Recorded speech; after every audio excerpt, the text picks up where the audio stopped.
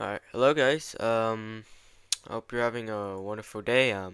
Today I want to be talking about Socrates in the Apology. And if you haven't read the Apology yet, the Apology is a speech given by Socrates in Athens, and this is actually his first time in the court of law, right? And he's being accused by several people like Meletus of corrupting the young. Okay, and in this speech, he's going to be giving his defense, right, of why he is not guilty of the accusations. Okay, so what I want to take away from this book seriously is that how Socrates' view on wisdom is and how Socrates lived his life. And so, then again, the Apology is a speech by Socrates, right? And so first, right off the bat, Socrates begins by addressing the effect of his accusers on the audience, right? Admitting that their speech was so persuasive that it almost made him forget his own identity. And so Socrates says their accusations are full of lies, right? And this is Socrates' first time in court, okay? And so prior to the court, Socrates would go around and challenge people in terms of like questioning them, right? And so he didn't teach for money, nor did he ever accept any money for his teachings. Socrates personally did not consider himself a teacher, but Plato did, right? And so Socrates contrasts himself with sophists like Gorgias, Prodicus, and Hippias, who traveled, charged fees, and were celebrated for their teaching. Mm. Socrates says their accusations are deceiving and manipulative rather and not honest attempts at justice. Right? However, one lie in particular stands out to Socrates, which is that he is somehow an accomplished speaker who could deceive them. Socrates sees this accusation as ironic because in his view he is not a skilled orator in a general sense, right? He doesn't believe that he's like a sophist, right? Who has rhetorical skills. And so Socrates criticizes the accusers for being shameless in their accusations, as they should have immediately realized he is not a real speaker, right? But if accomplished speakers just means somebody who speaks the truth, Socrates would concede to that. However, he rejects the idea that he is an orator in the way his accusers are, like sophists, as they use rhetoric for only deception or heuristic arguments, while Socrates speaks only and plainly for truth. However, Socrates does say that a good speaker is the one who speaks the truth, and a good judge is one who discerns what is just, right? And Socrates warns the jury that their duty is to seek justice and not to be swayed by rhetorical skill. He asks the jury not to judge him based on his manner of speaking, but rather they should only focus on what he says is just or unjust. So there are two types of accusers against Socrates. Number one is the older accusers, who have been um, spreading lies about him for years now. And then the newer accusers, that includes Anitas and his associates. And he expresses greater fear of the older accusers because they have influenced the public opinion against him for a long time, especially to the young. So in a way, he's not scared that they're influence public opinion. Socrates does not care about that. But when you're influencing the young, that's that's when Socrates has to be worried about that, because the young is basically the future. Okay. And so Socrates explains that the older accusers had the advantage of influencing people when they were just young and easy to influence. So many jurors may have heard these accusations since childhood that's making it harder for them to fairly even assess the case or even go over the trial without actually being biased, right? And so this makes the older accusations more dangerous as they have been established over time without much challenge. The older accusers have spread a common stereotype about Socrates, especially that he somehow makes the weaker argument appear stronger. That's one stereotype, right? And so that he is a wise man who studies the heavens and the underworld, and that he makes the weaker argument appear stronger, a thing of the sophists. These rumors imply Socrates as impious and deceptive. And so people believed that those who study natural phenomena like the sky and the earth are atheists. This is similar to Socrates with the sophists, who were seen as morally suspicious. Right? These beliefs about Socrates have been spread so widely because they've been repeated for years at this point by the older accusers. However, Socrates cannot confront these older accusers directly because they actually never have stood in court, right? Because many of them are unknown, so it's just generally impossible to even cross-examine them. And he describes this as fighting with shadows, which really shows the difficulty of defending himself against public perception that's vague. And by vague, that means you don't know who your accusers are. They're just in a big, large group, right? You don't know the specifics of it. And so Socrates alludes to playwrights from dramatists like Aristophanes, because in Aristophanes' The Clouds, Socrates is depicted as a ridiculous philosopher who teaches people to deceive others with clever arguments, basically something a sophist would do. And this comedic portrayal contributed to the negative public perception of Socrates, right? And so the distinction between a philosopher and a sophist, from what I've gathered, is a philosopher is one who speaks for a purpose, and that purpose, the truth, and the search for the good.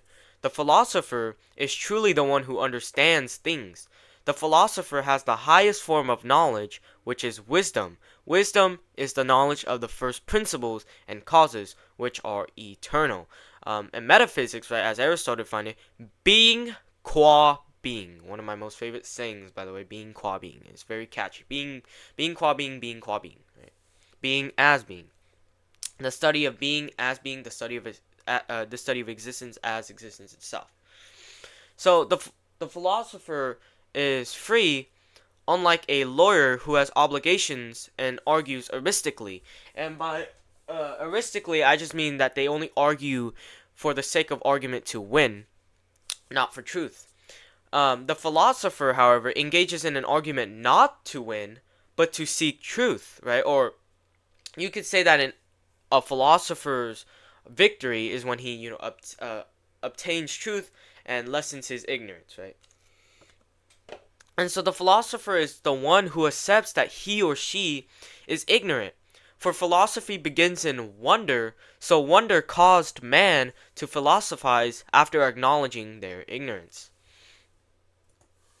And a sophist is one who has rhetorical skills but uses them to merely persuade and usually deceive. So I'm not saying that I'm not saying that anybody with rhetorical skills is a sophist. No, but a sophist does have rhetorical skills, right?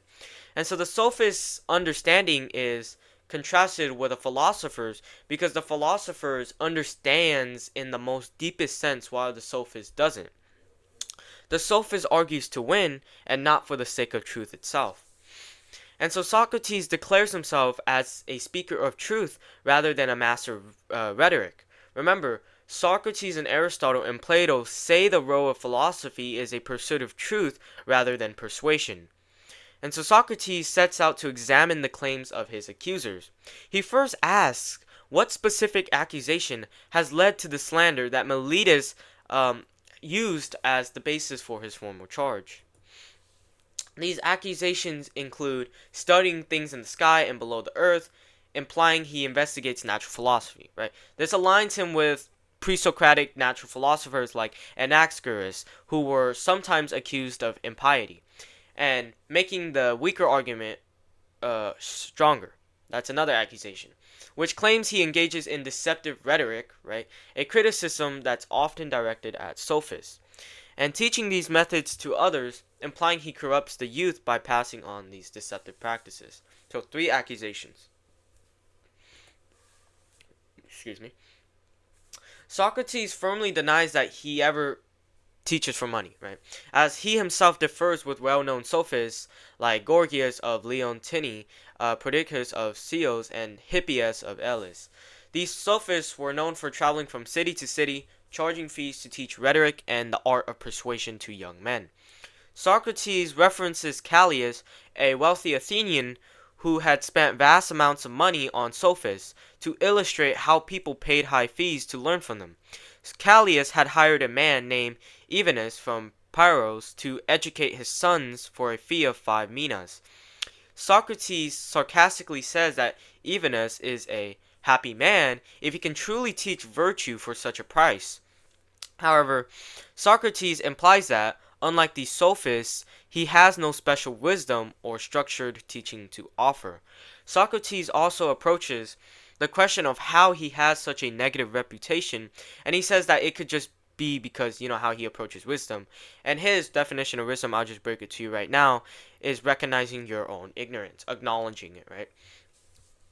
Socrates might have a little bit of human wisdom, but he says he doesn't have any superhuman wisdom, and he also believes that others do not have this wisdom, even if they think they do, right?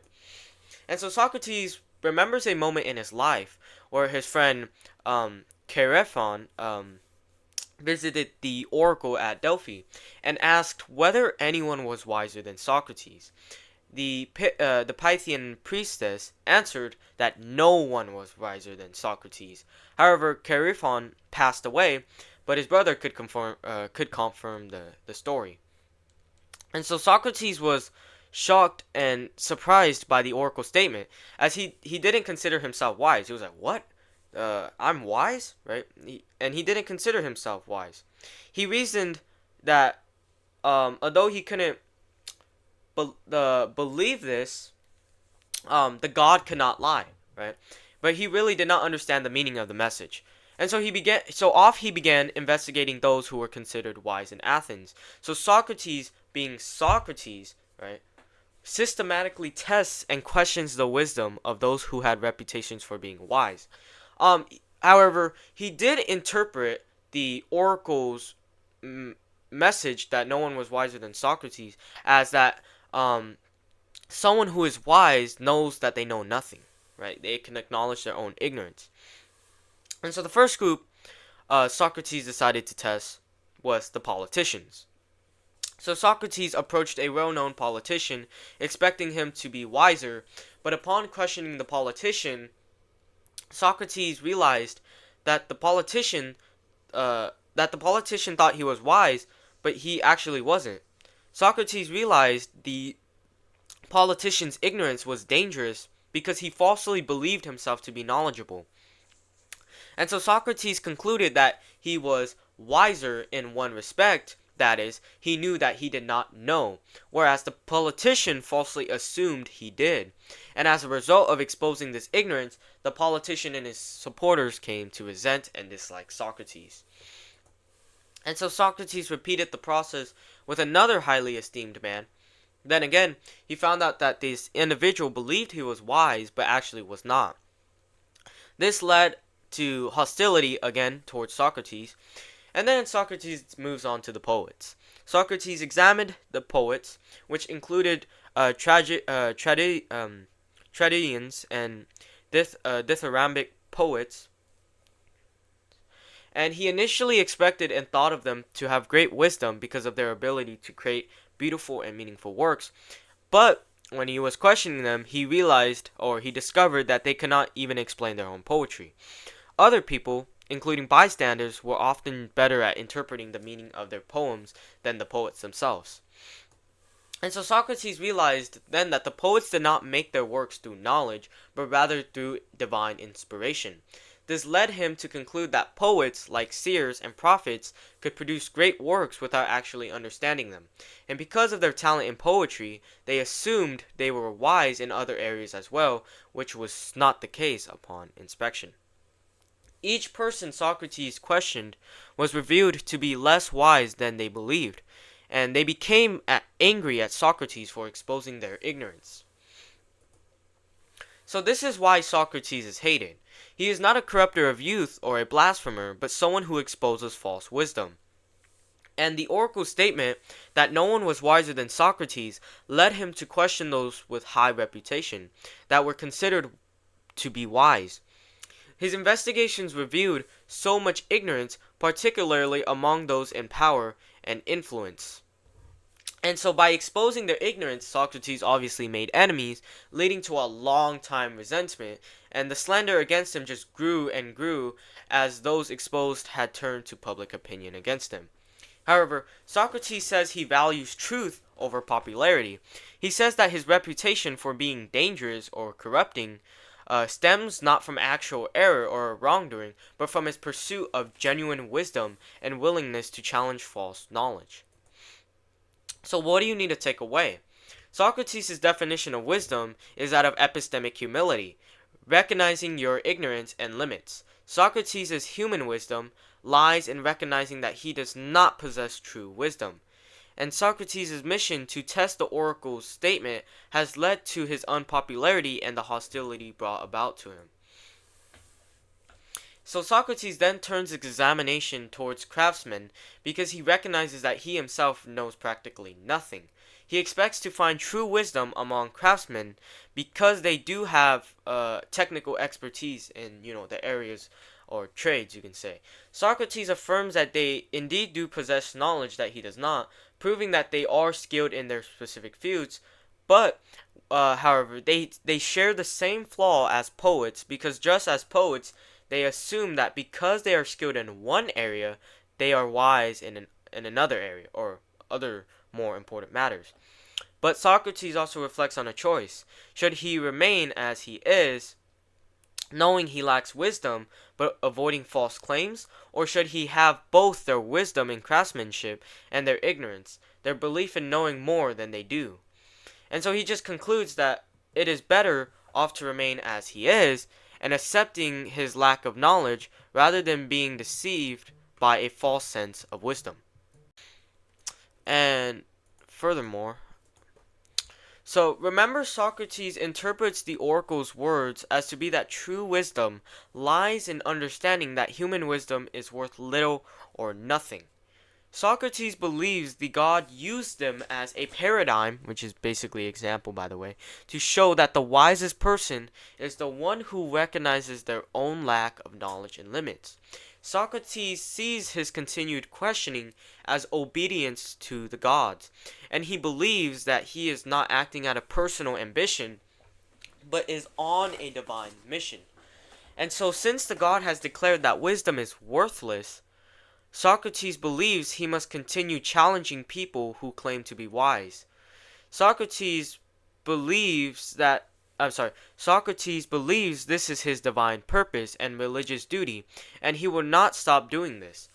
This dedication has cost him his livelihood, meaning he does not participate in politics or seek wealth, and he lives in poverty due to his philosophical mission. And the funny thing is, young men from wealthy families are interested in Socrates because they enjoy hearing him question and expose those who claim to be wise. These young men begin imitating Socrates, questioning others in the same manner as he did. And those who are exposed as ignorant by these young men become angry, and instead of blaming themselves for their lack of knowledge, they express their anger at Socrates, seeing him as somebody who corrupts the young. And since Socrates' accusers cannot explain how he corrupts the youth, they just rely on common stereotypes. And so Socrates argues that these accusations are not based on facts, but just resentment.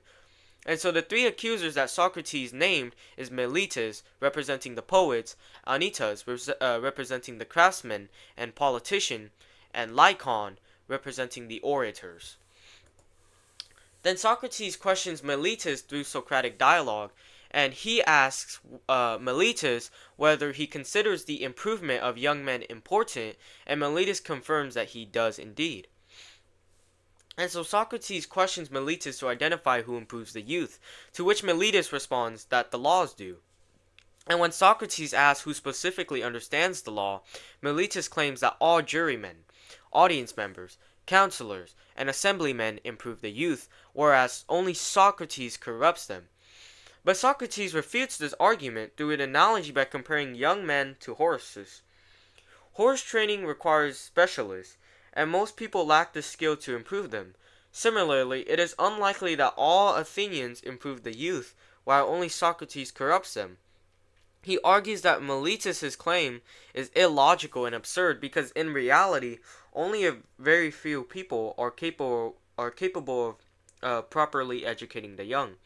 Then Socrates asks Meletus whether wicked people harm those around them, and Meletus agrees that they do. And so Socrates then asks if anyone would deliberately corrupt those around them, knowing that it would lead to harm for themselves. Socrates argues that if he corrupts the young intentionally, he is harming himself, which is basically irrational. So Socrates is arguing that if he was to be doing that, then he would be irrational, right? And if he does so unintentionally, then the law should not prosecute him, because instead, someone should instruct him privately. Socrates concludes that Meletus has never truly cared about the youth, because he has never attempted to teach Socrates before accusing him. Moving on, Socrates approaches the claim that he is corrupting the youth. He focuses specifically on the claim that he teaches them not to believe in the gods of the city, but in other new spiritual things. And Meletus confirms that this is indeed the charge against Socrates.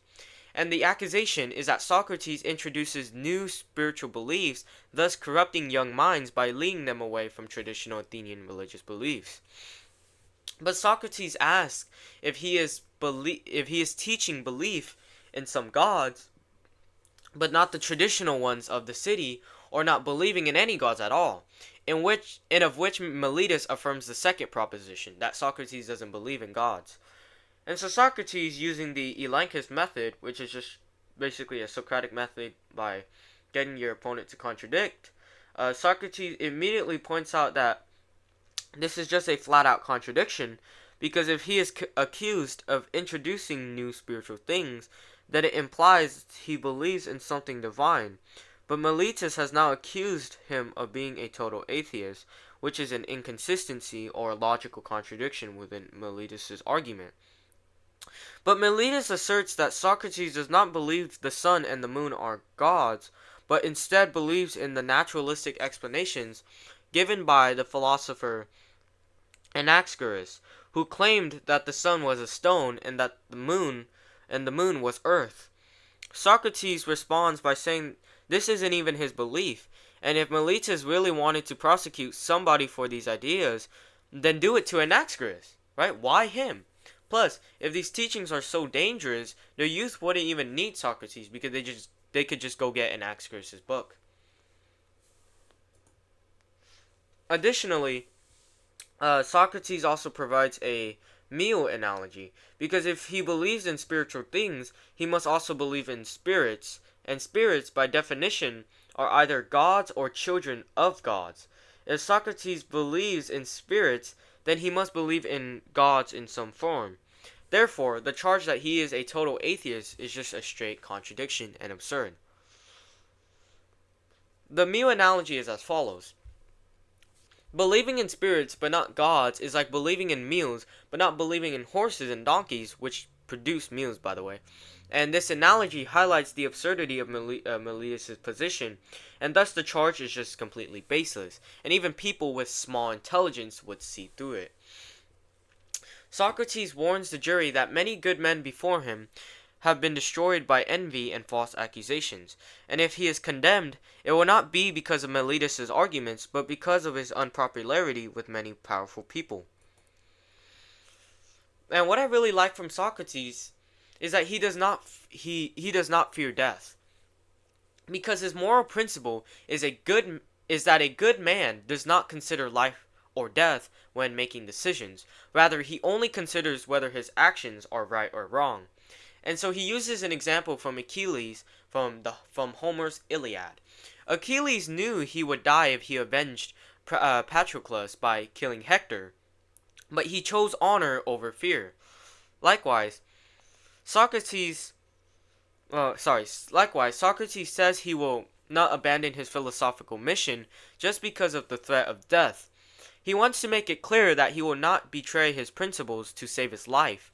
If he were to stop practicing philosophy just to avoid execution, he would be acting shamefully.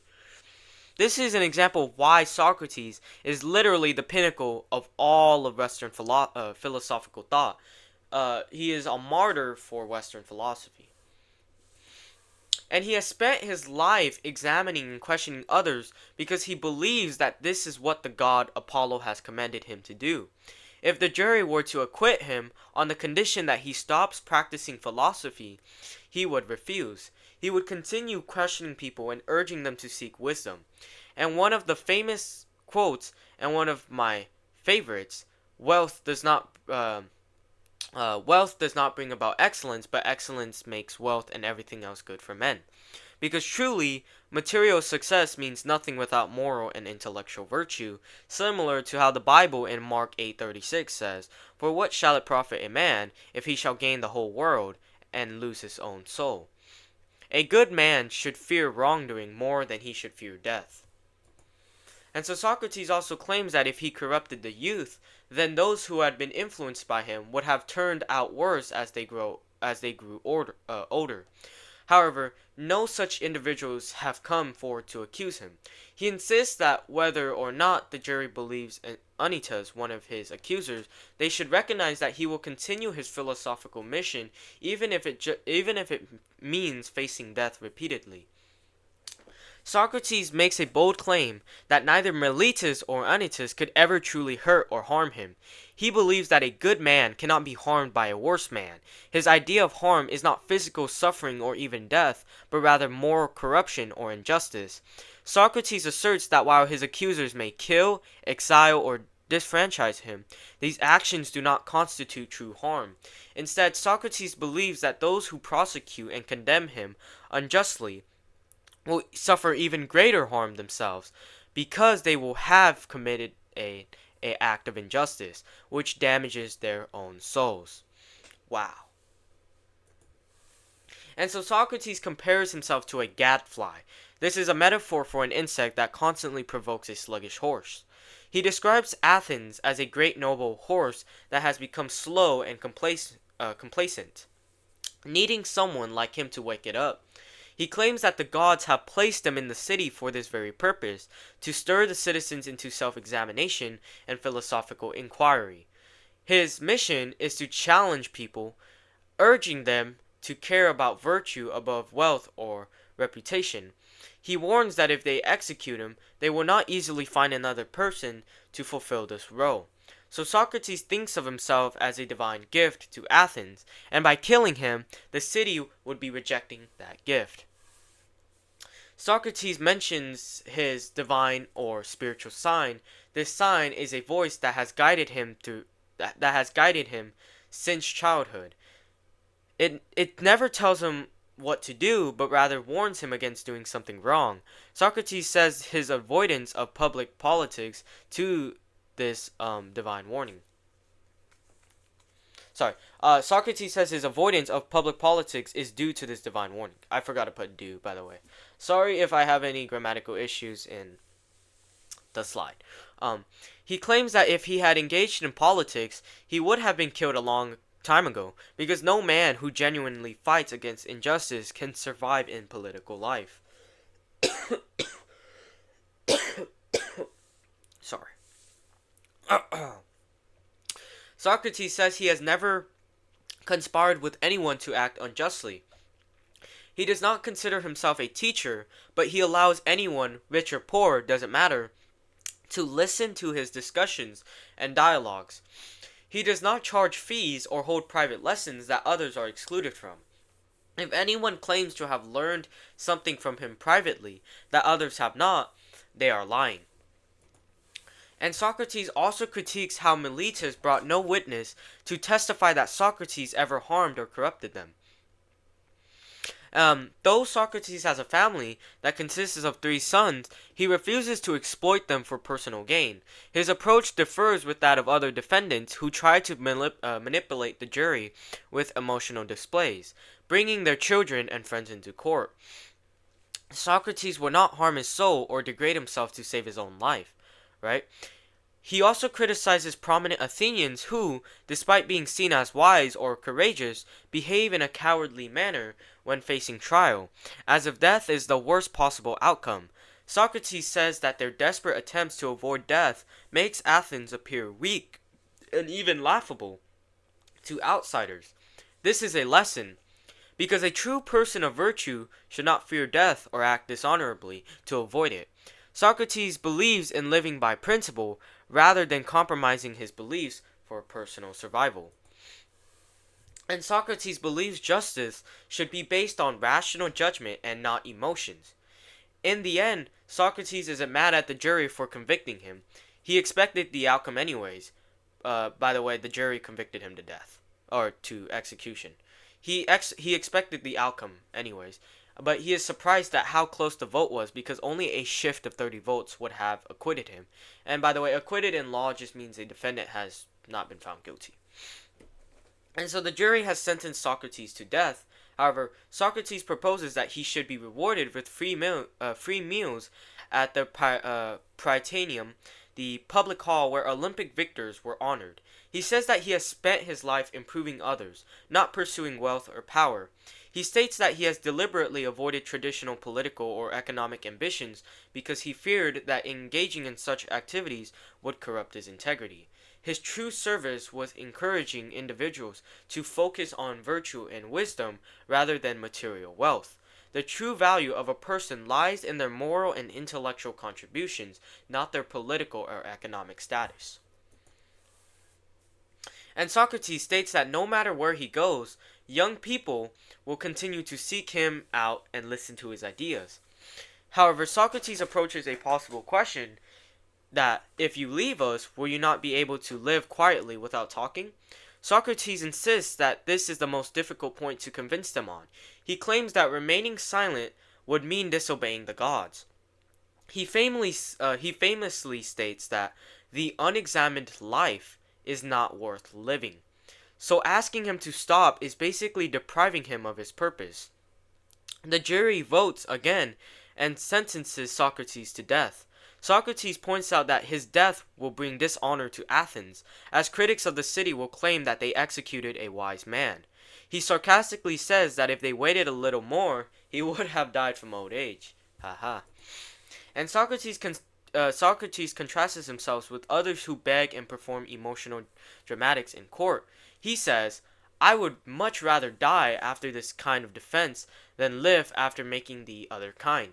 He believes that dying honorably is better than living dishonorably. Psalm 37:16 says, A little that a righteous man had is better than the riches of many wicked. Socrates argues that death is not the worst evil, rather, wickedness is far worse. Moral corruption is more destructive than death itself, because it harms the soul. And Socrates predicts that after his death, Athens will face greater scrutiny and opposition. More people like him will arise to challenge the citizens of Athens, making their lives even more difficult. These new critics will be younger, more passionate, and harder to silence. Killing him will not silence philosophy or prevent others from questioning authority. Socrates reassures his supporters to not grieve for him. Socrates presents two interpretations of death. Death is like a dreamless sleep, a state of nothingness with no perception. And if this was true, then death isn't so bad, as it would be like one long peaceful night. Death is a transition. The other interpretation is that death is a transition to another existence where souls continue to live and meet famous figures from the past. If this is true, it would be a great blessing because he would get to meet and question historical figures like Orpheus, Hesiod, and Homer.